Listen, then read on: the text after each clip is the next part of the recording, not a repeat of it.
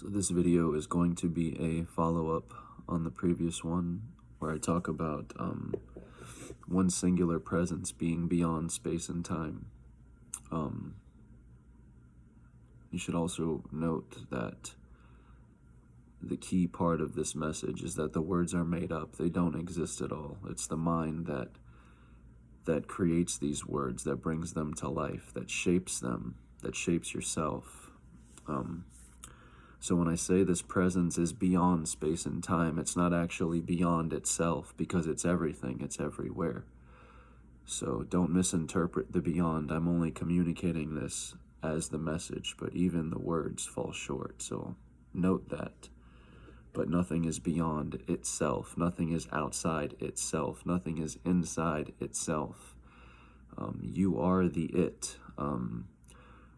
As I stated, we're seeking ourselves in these words which don't actually exist, but they can become whatever the mind assigns them to be.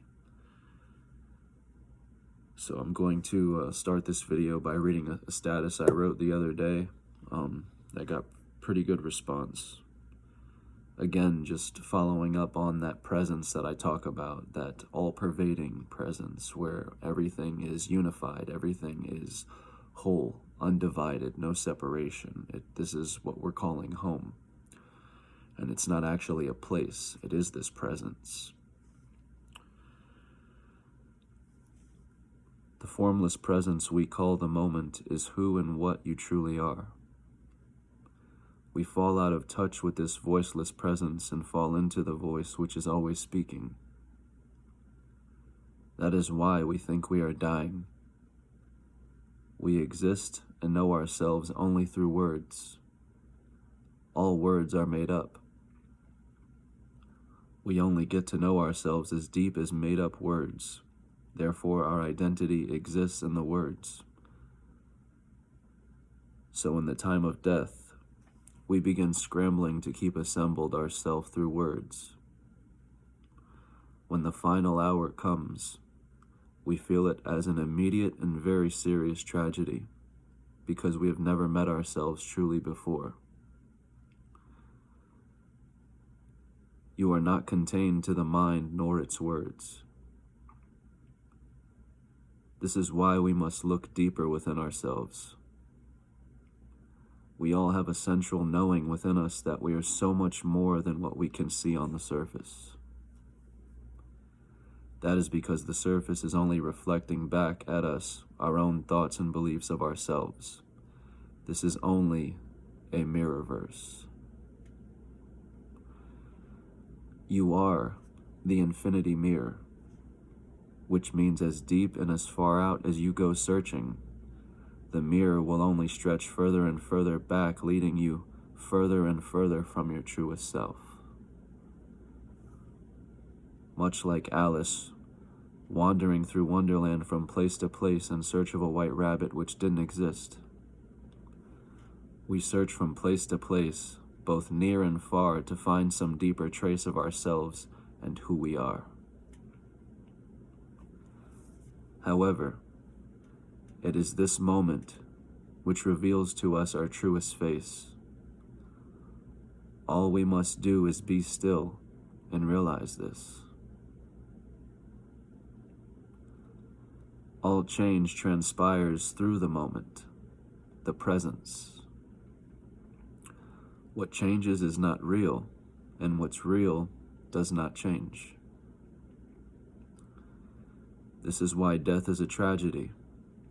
We have yet to transform ourselves before the final hour to realize there is no death, because who we've assumed ourselves to be never was.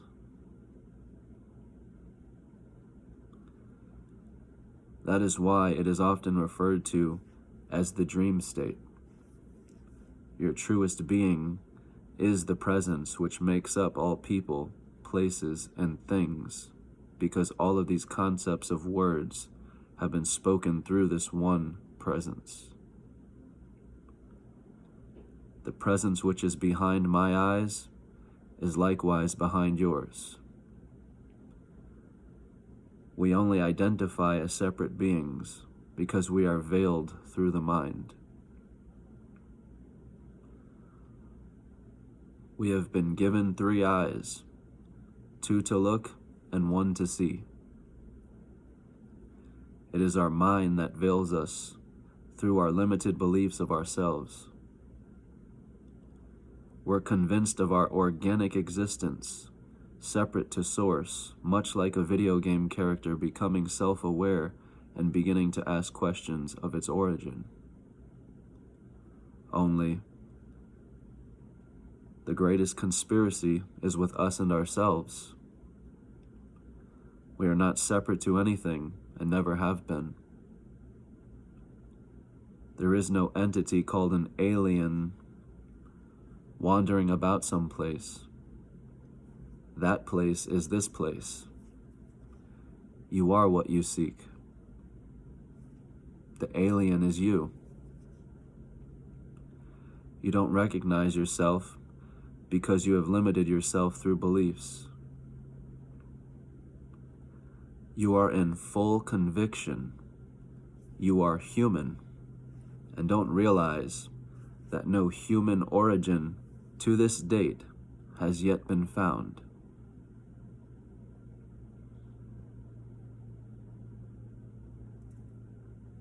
Because we have assumed ourselves to be something we're not. That is precisely why death is an illusion. What has never began can never end. You are never born, never died.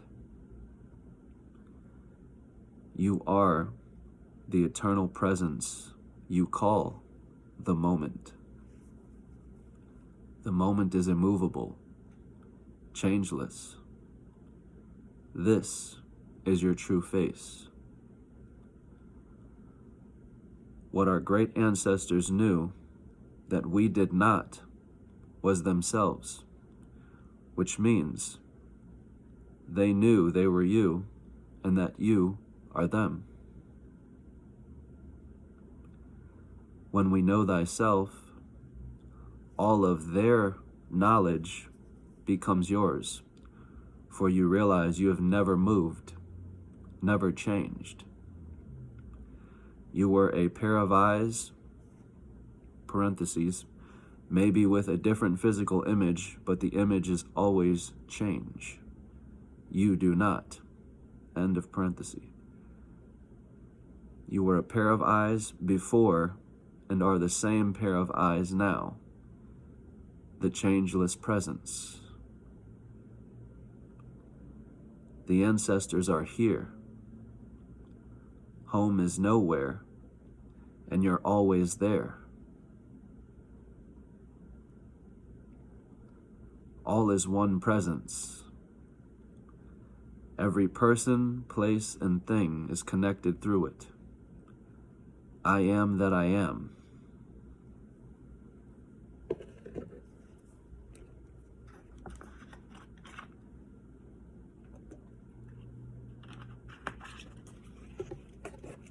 And at the very end of what I wrote, I drew a little line and left a little Rumi quote.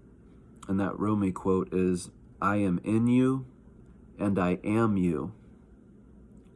No one can understand this until he has lost his mind.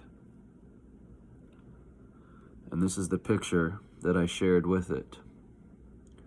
I also shared this on my YouTube video, or on my YouTube channel, so this status. So if you'd like to go back and read that for yourself, if you're more of a visual reader, then you can read this status on my YouTube channel. But yeah, what that primarily talks about and breaks down is how the mind is what's creating duality, is what's creating separation, is what's veiling my experience from yours, is the reason we don't recognize ourselves. And some people, are on the contrary, say, the mind is why we're here to experience. We're here to have an ego. We're here to experience duality, right? But we're all looking for something different. So for some people who want to get lost in the experience of duality in the mind, then obviously these videos and these things aren't for you. You wouldn't be looking for them. But if you've made it to this video, if you've made it to my channel, you're looking for that dualistic being. You're looking for what's beyond, these concepts of space and time, these constructs we create through our egos of beginning and end. And it's only naturally so. We've begun as this body, or so we've assumed. But again, everything that we come to know moving forward from that misconception is based on an illusory entity, which is why it's a misconception, and that's why you never die. What has never began can never end. And that's precisely what the ego is. It begins, it derives out of these compiled words. But there is a source to your words. There is a presence, an all-pervading presence behind these words that you speak and identify with, that the mind brings to life. And as I talked about in my last video, a lot of people watch my videos and say, but we're still in this form. How do I still exist in this form and go to work? I've been doing it for the past 8 years, all throughout my spiritual journey. I've had an attempted suicide. I've gone into plant medicines, and I've experienced my entire spiritual awakening while making these videos and still showing up to work every night. So people must understand that your awakening, what you're awaiting, does not require you to escape life, does not require you to spend money, does not require you to do anything beyond yourself. It does not require you to have to fly to Peru or to, India or some place where you think that, is going to get you there. The point of plant medicines, through my experience with them and from what I've heard speaking to various shamans that I've worked with, is that you centrally are, or inevitably and centrally are, the medicine itself. So you arrive at this ceremony, if you will, with these shamans, and they're administering you this medicine. But the final goal there is to realize that you have arrived assuming you aren't the medicine, or you are without something. Just like the Wizard of Oz, you're going to Oz assuming you are without something. But what the medicine does is it removes all classifications, titles, all these shallow and surface level veils to your identity. It removes them from you, so you have clear seeing, which is what Buddha taught. Vipassana meditation, which means clear seeing, is what Vipassana meant. Clear seeing. And that's what it does. It purifies the mind. And like Rumi talks about, no one can understand this until they have lost their mind. And obviously, it's not a losing your mind where you're going into a straitjacket and losing your mind in that sense. Because as I said, I've been going to work every night for the past 8 years, all throughout my journey. I will say this, if you are going to go into plant medicines, DMT, entheogens, you will need to take vacation time. You need to give yourself at least a week or two to recover from these experiences. But like I said, the point of an awakening is not to quit your job, not to leave work, not to leave the city. I've done none of these things, and I've experienced the breakthrough of a lifetime here. It's not about going anywhere, and it's about finding out that here is there and there is here. Where you're trying to get to, this, and it's the same with chakra work. What happens when you make it to that crown chakra? Again, the final conspiracy is with you and yourself. So when you make it there, or so you assume to be there, you're making it there through the mind, having this grand expectation that something is going to happen that you have not had happen to you yet. Something is going to be revealed to you that has not been revealed to you yet. And you will only be met with disappointment. And I can only say this from my experience because I've done it endlessly. I've tried different various practices. I've tried various books, methods, videos. I fell short every time. That's what led me into my suicide attempt before going into plant medicines. Plant medicines is what allowed me to actually experience the death of Tyler, of who I was, and it showed me what I was searching for. And again, understand, everyone that goes into plant medicines is going to have a different experience, different outcome, right? But ultimately, it's going to show you what you need to see, what you most need to heal, what you most need to look at. come to life, bring to life that subconscious part of your mind. And again, that's that shadow self that you have never met. So when I say I've met myself or I've never met myself before, that's what I meant. In my experience, prior to me experiencing the subconscious, and the subconscious is everything you assume yourself not to be. And it's just like Enoch and Metatron. The great conspiracy is between man and God, mortal and immortal. That is how Enoch became Metatron, through this realization within himself. That is how man became immortal, as said in prior books of antiquity, is through a realization. All these happenings of revolutions and people revolting have physically throughout the past taken place on the surface level, but this is people falling for the dream state and remaining veiled from themselves. And that's the hardest part too, is realizing that there is nobody doing this to you. You have all the power all along. And never mistake government laws, government court sealed stamps and papers and documents. Never mistake this as law, because these are not laws.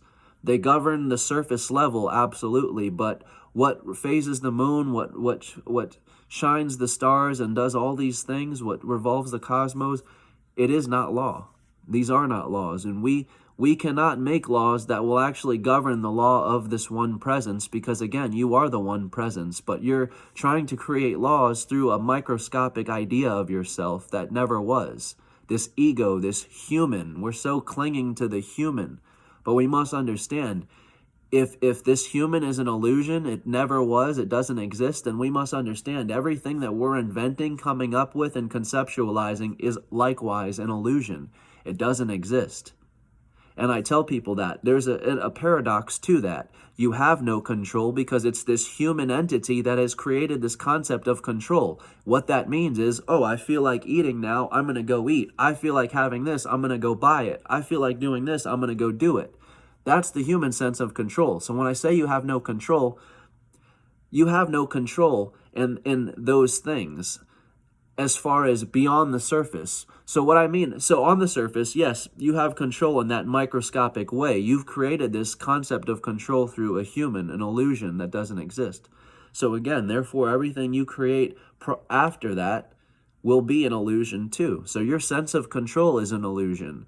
The idea that you are in control as this human is an illusion. So it scares people because what do you mean I don't have control? Well, you're not who you think you are. That's why you don't have control. But it's a paradox, because if you come over to this side, you are the one presence itself that is not in control. It is everything itself. So you could say it is in control without needing to be in control. So you see the paradox. Your created concept of control does not exist because it's being created from a misconception. But if you come over here to the presence, this all-pervading, all-permeating presence, it very well clearly has everything taken care of. Your blood is flowing at all times, your heart is beating, your food's digesting, the stars are revolving, the moon is phasing. An intelligent design without your effort needed, without any practice needed, without anything done. You are doing all these things subconsciously because you are in control beyond the surface. So like I said, don't mistake government, power and regimes and laws and military as power. These are not power. And anytime we try to exert these forces as power just shows to us how veiled we truly are. We don't know who we are. And the more you try and grab the screen to your own consciousness and grab it and shake it or submit it to your will just shows you even more. You do not know who you are. You have no idea. And that's why a Buddhist monk will not fight. It's not that they're not allowed, they will not fight because they are not veiled from themselves. When they look at you, they see themselves indirectly. There is no confusion, there is no assumption, there is no judgment, there is no seeing another. They see themselves directly. How can I win a fight if I'm fighting myself?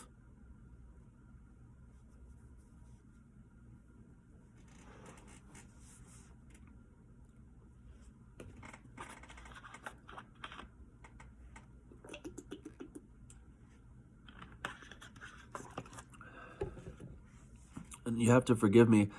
I know I've sounded like pretty rough this video and last video, but I have been out with COVID for about 4 days now, so I'm a little under the weather. All right. But the message goes on. The message continues. The message is the same. It's unchanged. It does not matter the phenomenon that takes place. What comes, what goes, what can change and be changed is not real. It is the dream state. You are the presence itself. Never born, never died. You haven't gone anywhere. This is the secret to the ancients. And again, we're assuming that there's this entity we've called an alien walking about somewhere. But again, the point of plant medicine is that you are the medicine. Where you think you're going in plant medicine, it shows you is only here, because we're all one presence. That presence is everything. So this alien entity that we think is walking about on some planet, there is here. And the alien that you're waiting for is you. And it never is going to be revealed to you. Nothing is coming to reveal itself to you. It is you. You are what you seek. What you seek is seeking you. You are the alien.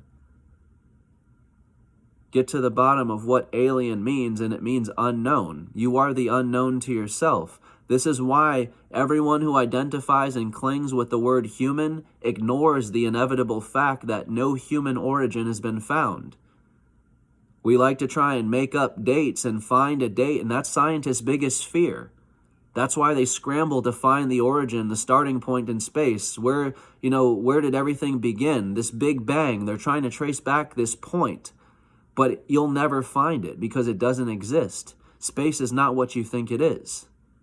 The further back the further you search and the faster you go, the further back it goes.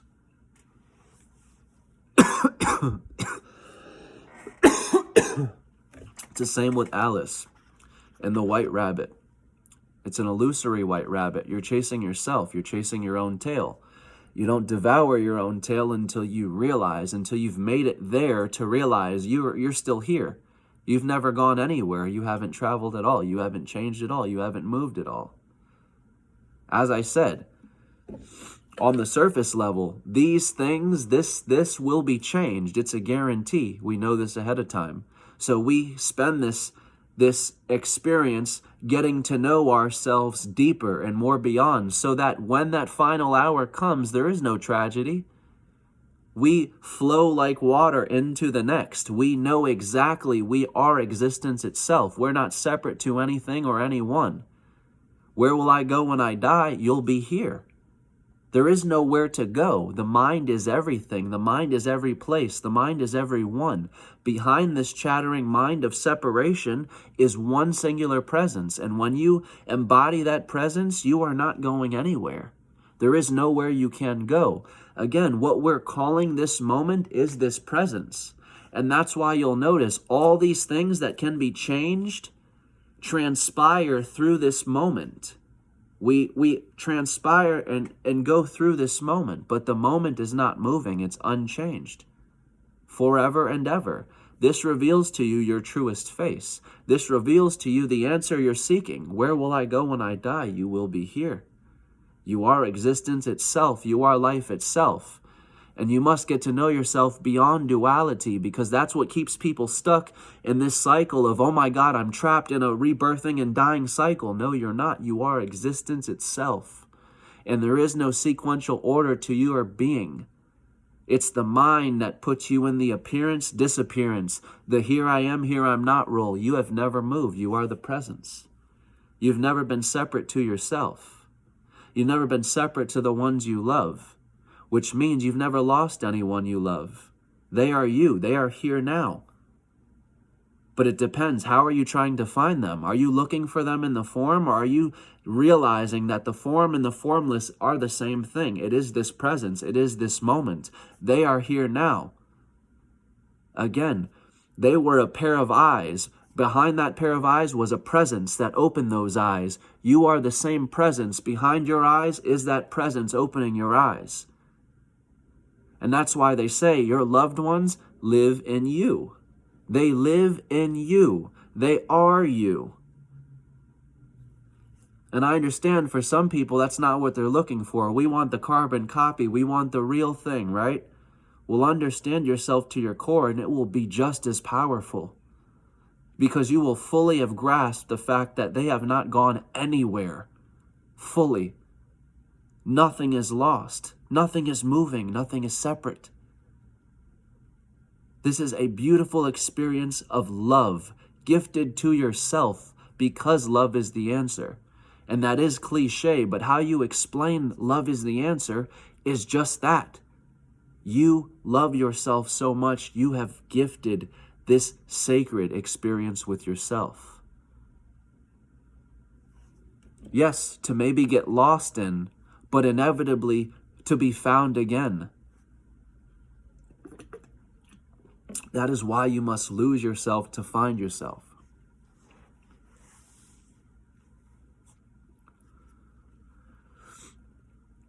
Who you are going in must be lost in order to be found. It's just like this saying here from Thich Nhat Hanh. Enlightenment is when a wave realizes it is the ocean. And what I added to that, this is what I wrote. You cannot meet yourself as the ocean, in parentheses, God, representing the ocean. You can't meet yourself as the ocean and remain the wave, ego. That's the price you pay of an ego death. That is an ego death. You cannot meet God and remain the wave. Meet the ocean and remain the wave. That's why I talk about this presence embodying you. Because once you know, you know. That's why I'm so sure about what I talk about in my videos. When people ask me, how are you so confident? How do you know these things? Where'd you get your information? I've gotten it directly from my experience of surrendering to death. And yes, I used plant medicines to get there, but I have not been back since. I don't return and do plant medicines every week, every month, every year. I have not been back since, because again, the ultimate message is you are already there. A lot of us associate plant medicines with taking us to a place where some people talk about meeting entities, some people talk about seeing energy, seeing numbers, shapes, various experiences again. But beyond all of these places is one presence. It's one presence that embodies the entire thing. So when you talk about everything being nothing and nothing being everything, well, how is that so? Because this presence is the source to all word, all spoken word. And all spoken word would represent what? Everything. And it's coming from nothing, no thing. That's why everything is nothing and nothing is everything, because it is this presence. You are what is speaking and has spoken every word.